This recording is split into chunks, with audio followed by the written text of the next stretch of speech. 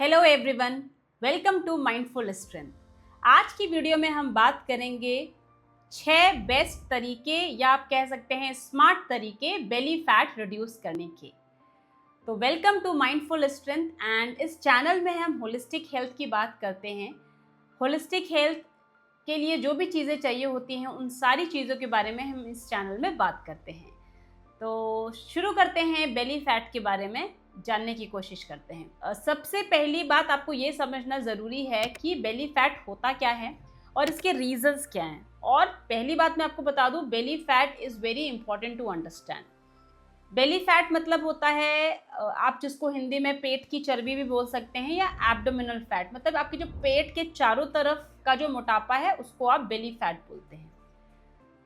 अब ये समझने की ज़रूरत है कि बेली फैट होता क्यों है।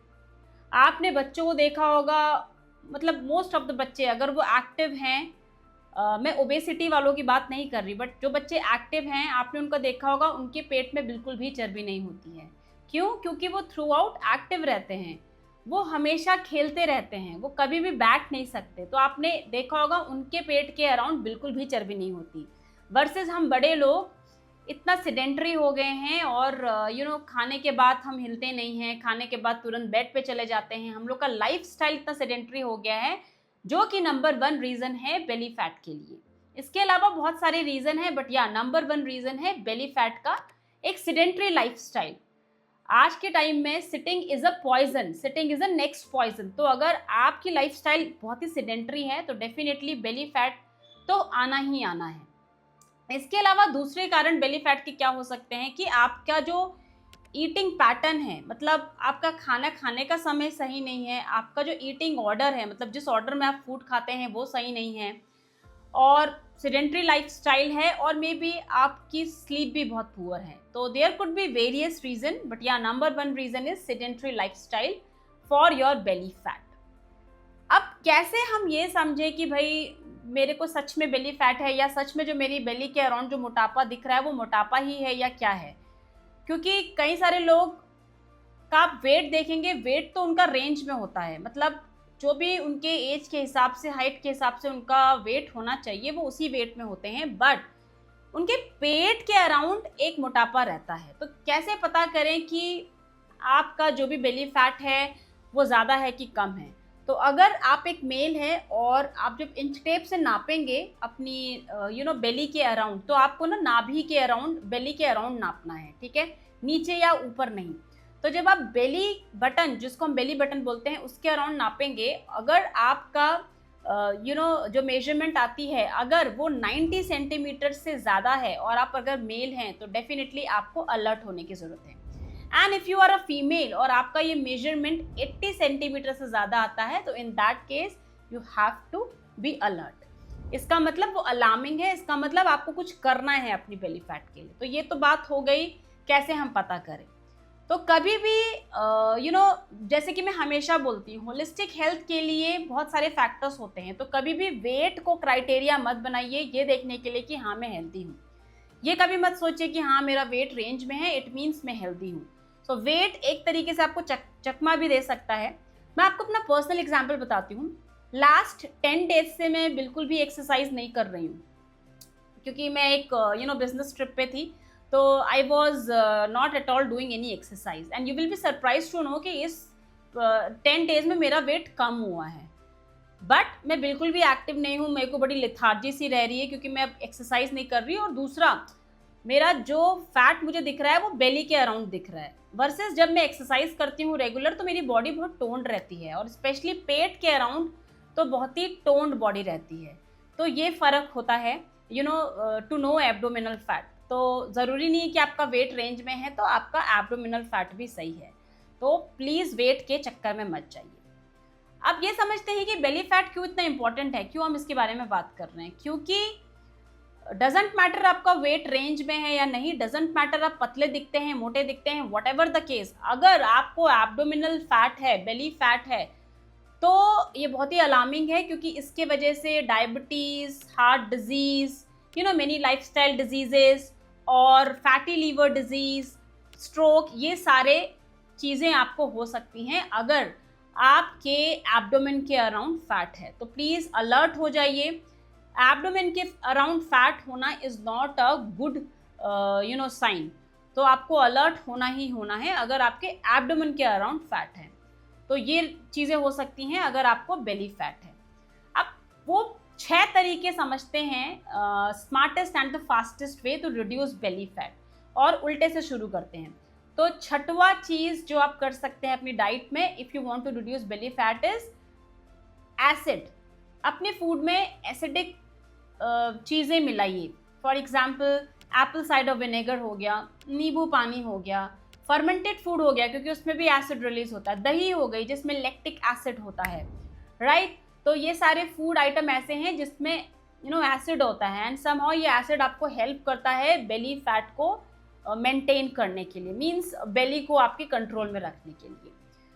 5वें नंबर पे आते हैं ऑर्डर ऑफ फूड। बहुत सारे लोगों को यही नहीं पता होता कि आपको किस ऑर्डर में फूड खाना चाहिए। मतलब अगर आप एक प्लेट लेके बैठे हैं और आपकी प्लेट में सलाद भी है, प्रोटीन भी है, कार्बोहाइड्रेट भी है, फैट भी है, तो आपको सबसे पहले सलाद खाना चाहिए। तो आपको सबसे पहले फाइब्रस चीज़ें खानी चाहिए जो कि सलाद हो गया, फ्रूट हो गया। उसके बाद आप प्रोटीन ले सकते हैं या सब्जी भी ले सकते हैं, एंड देन कम्स फैट, और कार्बोहाइड्रेट आपको सबसे लास्ट में खाना चाहिए। तो अगर मैं एक इंडियन मील की बात करूँ, सबसे पहले आपको सलाद लेना है, उसके बाद आप अपनी सब्जी खा सकते हैं, देन आप अपना मे बी दाल हो गया, पनीर हो गया, व्हाटएवर जो भी प्रोटीन आपके प्लेट में है वो आप लीजिए, और उसके बाद आप रोटी या चावल खा सकते हैं। और येस, आप रोटी के साथ सब्जी या दाल के साथ चावल भी खा सकते हैं, दैट इज़ ओके। बट हाँ, मेक श्योर कि पहले आप फाइबर से स्टार्ट करिए जो आपका ग्लूकोज स्पाइक नहीं होने देगा, एंड अल्टीमेटली बेली फैट का पूरा रीज़न होता है जो ग्लूकोज स्पाइक होता है, जो भी एक्स्ट्रा ग्लूकोज हमारी बॉडी में होता है, उसके वजह से बेली फैट होता है। अब आते हैं चौथे पे। चौथा है very important, please move after eating. खाने के बाद तुरंत बेड पे मत चले जाइए या तुरंत अपना ऑफिस का काम करने मत जाइए। कम से कम 5 से 10 मिनट की वॉक, या मे बी आप अपने किचन में ही कुछ काम कर सकते हैं, बर्तन लगा सकते हैं, मे बी किचन थोड़ा साफ कर सकते हैं, just move around. Immediately after eating, don't go to your chair or your bed, whatever you do after eating. थोड़ा सा पॉज देके। और ओवरऑल वॉकिंग बहुत अच्छी है, बट हाँ, खाने के बाद की वॉक तो बहुत ही इंपॉर्टेंट है। So please remain active even after eating as well. तीसरे नंबर पे आता है never eat carbohydrate alone. Means for example केवल चावल मत खाइए, उसमें दाल भी मिला लीजिए तो वो ज़्यादा न्यूट्रिशियस हो जाएगा क्योंकि दाल प्रोटीन होता है। वैसे ही अगर आप मान लीजिए पराठा ही आपका खाने का मन है तो पनीर का खा लीजिए। मान लीजिए आप चीला खा रहे हैं सूजी का बना तो उसमें पनीर की स्टफिंग कर लीजिए। तो ऐसे करके कार्बोहाइड्रेट को कभी भी अकेले मत खाइए, उसको और न्यूट्रिशियस बना लीजिए। इससे क्या होगा ना, वो आपका ग्लूकोज स्पाइक नहीं होने देगा। तो never eat carbohydrate alone. Second number पे आता है don't compromise on your sleep, which is very important. क्योंकि अगर आपकी स्लीप पूरी नहीं है तो आपको हार्मोनल डिसबैलेंस होगा, और जिसके वजह से डिफरेंट हार्मोन्स निकलते हैं, और उसके वजह से भी आपके बेली के अराउंड फैट डिपॉजिट होता है। तो स्लीप बहुत ही इंपॉर्टेंट है, क्योंकि अक्सर लोग इसको प्रायोरिटाइज नहीं करते हैं। वो सोचते हैं मैं एक्सरसाइज भी कर रहा हूँ, मैं खाना भी अच्छा खा रहा हूँ, मैं न्यूट्रिशियस खा रहा हूँ, सब पे ध्यान दे रहा हूँ, बट स्लीप को अवॉइड कर जाते हैं। तो वेरी इंपॉर्टेंट, कम से कम 6 से 8 घंटे की साउंड स्लीप होनी चाहिए। साउंड मीन्स साउंड, कोई डिस्टर्बेंस नहीं। अगर आप साउंड स्लीप 6 घंटे भी ले रहे हैं, that is also enough, but या मेक श्योर 6 से 8 घंटे की नींद तो आपकी होनी ही होनी चाहिए। एंड नंबर 1 पे आता है which is very important and which is something I always tell to everyone, please exercise regularly. देखिए, आपकी बॉडी एक मशीन है, ओके। हमें भगवान ने ये बॉडी दी है काम करने के लिए, हाथ पैर चलाने के लिए। तो इसको बेकार मत जाने दीजिए, रिमेन एक्टिव, ओके। एक्सरसाइज करिए रेगुलरली, एटलीस्ट आधे घंटे की exercise you should be doing on a daily basis in whatever form you want to do. तो ये तो थी बातें बेली फैट की। आज वीडियो में हमने देखा कि वो क्या 6 फास्टेस्ट एंड स्मार्टेस्ट तरीके हैं बेली फैट को रिड्यूस करने के लिए। तो आई होप ये वीडियो आपको हेल्प करेगा आपकी बेली फैट कंट्रोल करने में। और लास्ट में बस एक बात कहना चाहूँगी, कभी भी ये मत सोचिए कि बेली फैट बड़ी ही गंदी दिख रही है। ऑब्वियसली वो गंदी दिखती ही है, बट आप उसको गंदा लगने से ज़्यादा इस नज़रिए से देखिए कि वो हेल्थ में आपके बहुत इम्पैक्ट डालती है। तो जिस दिन आप ये समझ जाएंगे उस दिन आई एम वेरी श्योर कि आप उस पर ध्यान देंगे। तो चलिए मिलते हैं जल्दी ही किसी दूसरी वीडियो के साथ।